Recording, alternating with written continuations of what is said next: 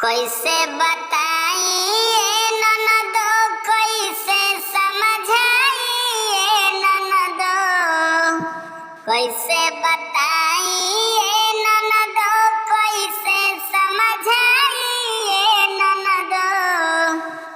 तो हमर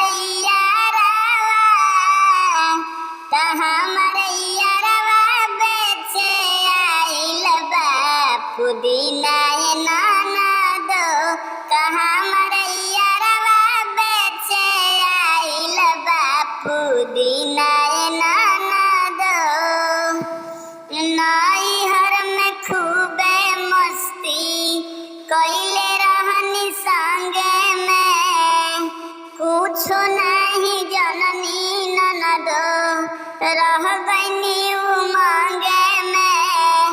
भैया से अपना मत कही हाऊ, बड़ी खिसियाई है ननदो। तो हमर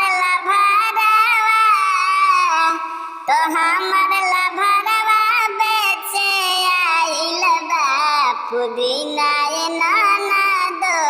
तो हमर लभरवा बेचे आइल बा पुदीना